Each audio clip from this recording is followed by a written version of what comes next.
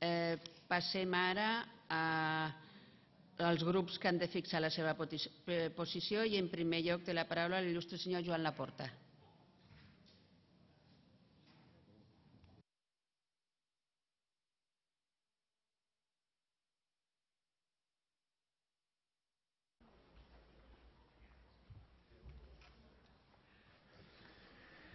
Moltes gràcies, molt honorable presidenta. Bé, és cert que el model sanitari català és un model d'èxit, però per avui es troba emmarcat en un sistema sanitari públic que és deficitari econòmicament i, per tant, les reformes presentades pel conseller entenc que són inevitables per mantenir la qualitat del servei i l'excel·lència del nostre personal sanitari.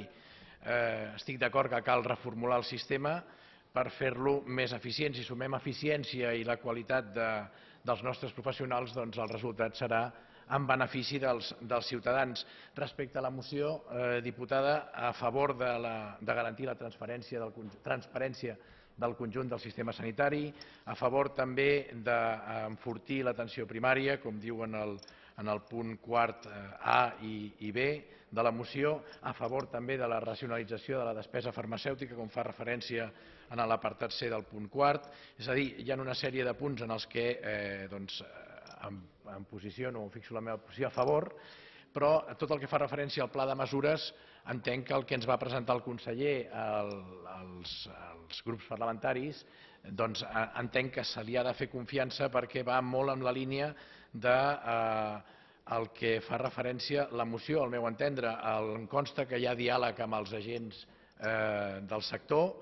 Aquest diàleg, almenys s'està intentant, em consta, i a més, pel que fa referència a la moció, que parleu d'un model sanitari equitatiu, universal, solidari i sostenible, també vull pensar que el pla de mesures va per aquí.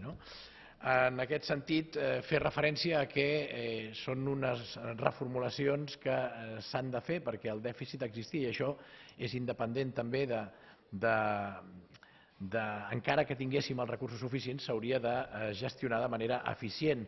Abans he sentit una xifra que no em quadra amb el que se'n va dir a la reunió, que eren els 850 milions de dèficit, i després, si de cas, ja ens ho aclarirà, però sí que és cert que aquesta retallada de 1.400, no retallada, acabar amb el dèficit de 850 i després la reducció que planteja del dèficit al govern central d'un 20%, atès que aquí la sanitat tindrà una repercussió només d'un 5%, confio que tot el que ens va explicar el conseller en el pla d'aconseguir més ingressos, d'amortització de les inversions, reducció de tarifes, es porti a terme amb èxit.